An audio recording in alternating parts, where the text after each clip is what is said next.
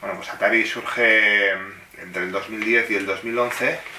En 2010 yo voy como pergeñando una idea de centro de arquitectura, que era un poco el proyecto original, y luego es una serie de encuentros, por un lado con David, y luego con Carlos, que también está en Mouse House, y con Anabel, y va surgiendo a través de esos encuentros la idea de organizarnos mejor para hacer una serie de actividades que quizás hacíamos cada uno por nuestro lado, de manera separada, e intentar pues hacer un embrión de lo que pudiera ser algún día un centro de arquitectura en Euskadi, para difundir la arquitectura como parte de la cultura, digamos, como no solo la arquitectura física que ya está en la calle, de hecho hace las calles, sino como disfrute cultural para la ciudadanía, y para que la ciudadanía luego también esté más y mejor informada sobre una serie de cuestiones que le afectan directamente. Hacemos exposiciones de arquitectura en salas generalistas, fuera de las instituciones habituales de la arquitectura. O sea, llevar un poco los contenidos culturales de la arquitectura a donde está el público, a donde está la gente, a los museos que practica, a los centros culturales a los que va habitualmente. Y entonces, pues, digamos, de repente nos situando la arquitectura en esos lugares, pues de repente hacemos exposiciones de arquitectura contemporánea que tienen 4.600 visitas, pues bueno, cosas que hasta ahora aquí no se hacían, ¿no? En cierto modo, lo que entendíamos es que el arquitecto siempre había estado en un mundo un poco distante de la sociedad, ¿no? Parece que la arquitectura se realizaba en despachos en el que de alguna manera se controlaba todo, y luego eso se vertía hacia la sociedad de una manera casi oculta, y aparecía un edificio, ¿no? Y luego todo este tema de la arquitectura estrella que hemos padecido en muchos aspectos en los últimos años, pues todavía aunaba más eso, ¿no? Parecía que el arquitecto levitaba unos cuantos metros por encima del suelo, era un ser intocable que pensaba las cosas y las volcaba, ¿no? Ya como elementos construidos. Nosotros hemos entendido siempre que la arquitectura es una disciplina que ante todo debe estar unida a la sociedad. La sociedad tiene que pensar en la arquitectura y se tiene que poder discutir, se tiene que poder reflexionar. Y por eso siempre también nos ha interesado esta cosa de abrir círculos de debate, ¿no? En la que se puedan debatir diferentes temas y de esa forma transversal que a nosotros nos parece muy interesante.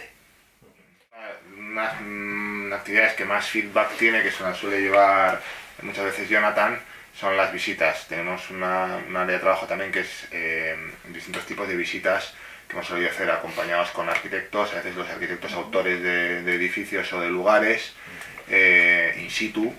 Algunas que les hemos llamado making of, que es un poco como con el cine, ¿no? Cómo se hizo, por qué un edificio es así, por qué una plaza está diseñada de esta manera, a qué responde, qué relaciones visuales tiene con el entorno. Bueno, todo lo que hace un poco la enjundia, digamos, de la arquitectura explicada de primera mano in situ. Y esas son, digamos, las actividades que muchas veces más agradece la gente, y que nos han dado un feedback de agradecimiento y que muchas veces cuando reservamos anticipadamente, como tú puedes explicar mejor, sí. Pues a veces se nos llenan. Organizativamente es un tanto complejo, porque luego siempre entra la parte de no dejar fuera a nadie o no dejarle a la gente con esa expectativa no cumplida, pero los que tienen ocasión de disfrutarlo, incluso luego si hace falta se repite, siempre salen muy agradecidos. Luego está la otra parte en la que, como ha explicado Pablo, a veces hemos tratado de confrontar ese discurso del arquitecto directamente con el ciudadano, y entonces a nosotros, no tanto de una manera directa, pero sí a los protagonistas en cada cita, alguna vez ha ocurrido, ¿no?, que ese choque directo pues ha producido esas chispas que a priori no esperábamos, y que, bueno, es una manera distinta, ¿no? Si tú sacas de los círculos habituales de la arquitectura el discurso del arquitecto, pueden pasar estas cosas, y bueno, ahí es donde a veces hay que tener un poco de cuidado para no herir ninguna sensibilidad directamente implicado. Entonces, a nosotros, por supuesto, que de entrada la actividad y el propio curso de la actividad nos parece enriquecedor, y seguramente a los que han estado implicados, invitados por nosotros muchas veces, también, aunque no lo sepamos cuantificar, porque habría que volver a estar con ellos y preguntárselo directamente, pero aunque solo sean las conversaciones posteriores a la actividad, se ha derivado que ahí había habido cierta sustancia y quizás cierta lo tensión. más interesante, perdona, ha sido que hemos de alguna manera roto algunos clichés y hemos sacado a la gente de su lugar de confort. Me explico, los arquitectos de repente habituados a hablar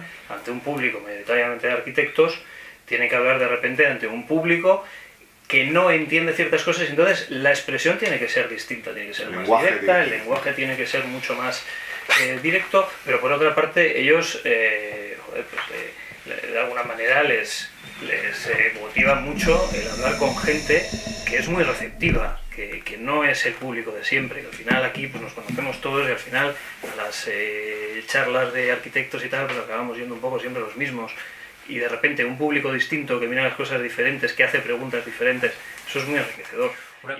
Ha habido también, aunque podía haber momentos de tensiones, también ha habido muchos arquitectos que nos han agradecido que hayamos organizado, por ejemplo, esas presentaciones o esas visitas, y diciéndonos, bueno, ya era hora de que bueno, dejáramos de hacer las cosas entre nosotros, ¿no? Es verdad que el colectivo de arquitectos es muy endogámico, y aunque muchas instituciones tienen como propósito el debate y la conexión con la sociedad, y eso incluso en las contraportadas de muchos libros, dice, este es un libro que interesará a profesionales y a amateurs y a gente no especializada y tal, eso se dice mucho, pero no se hace tanto, y hacerlo es más complicado de lo que parece.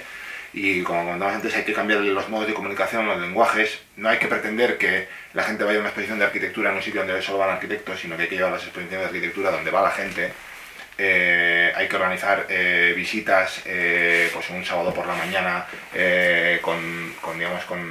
con el público cuando tiene tiempo libre. O sea, una serie de cosas que igual pueden parecer como ahora dichas así como obvias, pero que en el fondo hay que hacer. Y hacerlo luego, pues bueno, tiene su complicación. Luego, ¿cómo ha podido influir esto en el trabajo de los arquitectos? Bueno, hay muchos arquitectos, muchos tipos de trabajo, muchas líneas de investigación, y es muy difícil valorar eso, ¿no? De todas formas, por no parecer que excluimos al colectivo de arquitectos de nuestras actividades, yo quería poner el ejemplo de que yo mismo creo que formo parte de Atari porque al final fui usuario, fui asistente a estas primeras ediciones, por ejemplo, de subversiones urbanas que ha comentado Pablo, y así entré yo en Atari y bueno, pues ha estado ahí. O sea que luego se amplió el colectivo, que no lo hemos dicho, en 2014, perdón, después del verano de 2013, se amplió un poco más el colectivo y entramos una serie de personas, algunos arquitectos, otros no, y yo creo que también ha servido para bueno, enriquecer y dinamizar un poco más el movimiento de Atari. Nosotros tenemos bueno, una serie de proyectos que los perseguimos y que los, digamos, y los sacamos, bueno, no decimos cuando queremos, pero en general los acabamos sacando adelante. Luego tenemos una cita anual que es Subversiones Urbanas, que tiene todo tipo de suele haber una exposición, hay talleres, hay conferencias, hay visitas. Visitas tenemos una, por ejemplo, que es el Top Off, que eso igual explicas tú mejor, que es subir a los puntos altos de la ciudad y ver la ciudad de otra manera. No sé sí, en esa línea un poco más, quizás lúdica, por decirlo de alguna manera, tomamos como ejercicio coger los puntos más altos, los que podían ser puntos más altos edificados de San Sebastián, o bueno, no solo San Sebastián, en una primera edición sí, luego se sacó fuera de Donosti también, y bueno, de repente descubrirle a la gente un paisaje que es el que conoce, pero visto de otra manera, ¿no? Visto desde un punto mucho más global, y se alcanza a ver mucho más allá, y incluso se alcanzan a ver las distintas zonas de crecimiento. Entonces en algunos casos por la propia vista y en otros casos por la propia experiencia del ascenso. Ha sido otra actividad que... Y del edificio que permite alcanzar ese punto de vista. Eso es. Lo hicimos, por ejemplo, en la aguja de la Catedral del Buen Pastor, que es un sitio al campanario, no se sube nunca, está cerrado durante todo el año, pues ese momento lo abrimos y se puede ver la ciudad de otra manera y se puede ver ese propio edificio de otra manera, ¿no?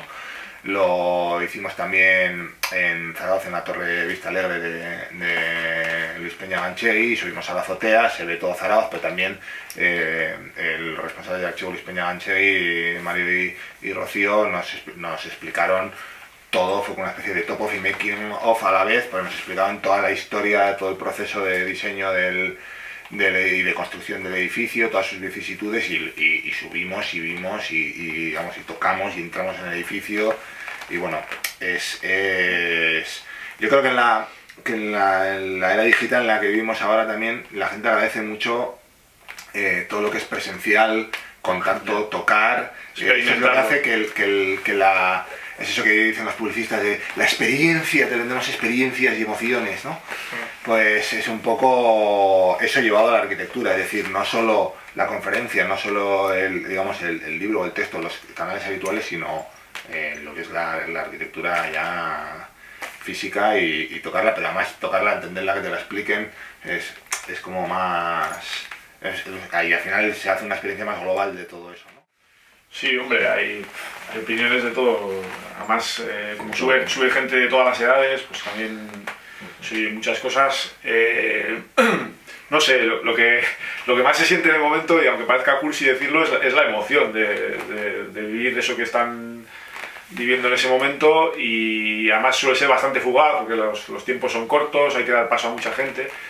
De llegar a sitios además donde muy poca gente llega, porque por ejemplo una de las últimas visitas que haya hecho Jonathan, mucha gente conoce la Basílica de Santa María de San Sebastián, pero muy poca gente ha subido encima de las bóvedas, ¿no? Y las cúpulas, sí, las bóvedas. Y realmente es un espacio muy interesante. Yo estuve hace años, no pude repetirlo en la visita, pero la verdad es que es un espacio que merece la pena verlo y de alguna manera experimentas el ver las tripas del edificio y descubrir cómo es un edificio pues, del siglo XVII, cómo es la construcción y qué hay detrás de todas esas techos maravillosos, moldurados y pintados. Y bueno, pues ver un poco pues eso, las tripillas del edificio, sí, ¿no? También se entra siempre, en este caso la basílica, que tiene mucha altura, el espacio, y claro, de repente uno es consciente de que está encima de ese vacío, en un espacio un poco peculiar, y entonces claro, la experiencia bastante sí.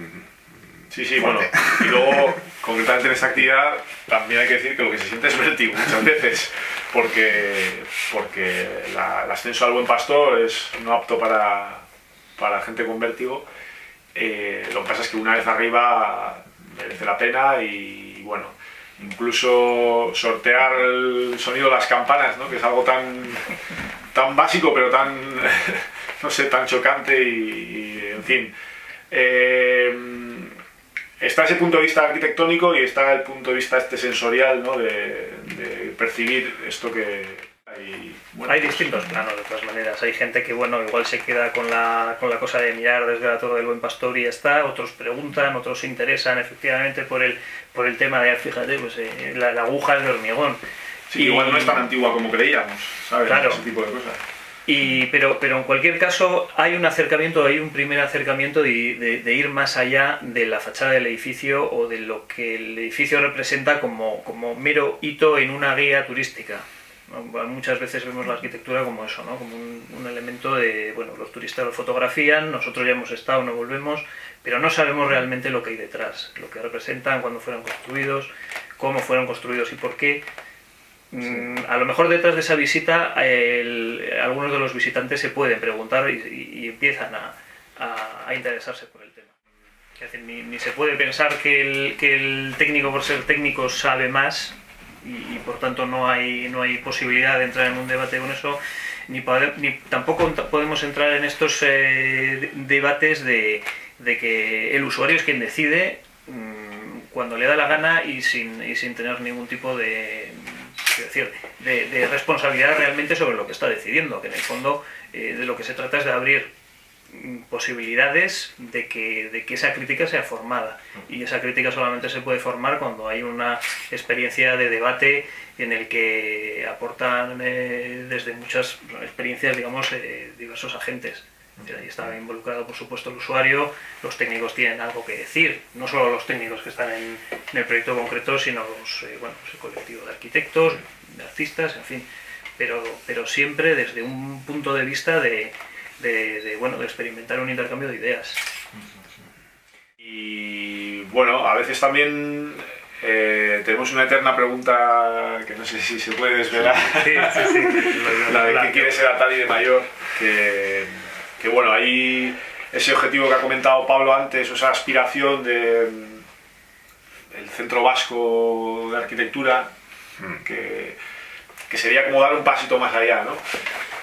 Ahora, yo personalmente soy partidario de los que se hace camino andando, entonces mientras tanto, hasta que no se pueda dar ese paso definitivamente, seguimos con las actividades, seguimos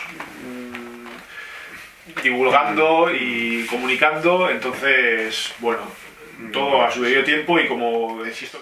Como Atari no. Cada uno tiene luego su propio estudio o su actividad. Por ejemplo, Carlos y Anabel tienen el taller Mouse House, que se dedica específicamente al trabajo de taller de arquitectura con niños. Y luego los otros más o menos hemos solido tener estudios de arquitectura convencionales, vamos a decir. Uno de los miembros fundadores, Jesús, era fotógrafo de arquitectura. También. Y bueno, hay un poco todo tipo de actividades, pero como Atari no hemos producido proyectos u obras. Como miembros fundadores, ya Carlos y Anabel de alguna manera entraron a que Atari tuviera siempre como esa pata dedicada a la divulgación infantil desde el principio. Entonces, en prácticamente todos los actos que hacemos, siempre en sus versiones urbanas, hay un espacio dedicado para los niños.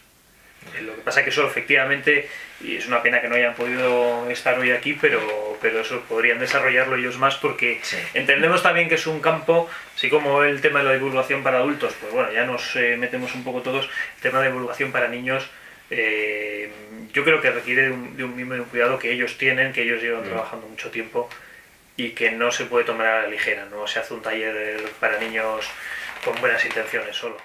Hemos hecho exposiciones bastante variadas, algunas monográficas de arquitectos, otras ya más panorámicas o sobre temas. Las últimas las han llevado Fernando y Leticia, que hoy no están aquí, pero... Fernando García y Leticia García también, que aquí parece que todos somos García, pero...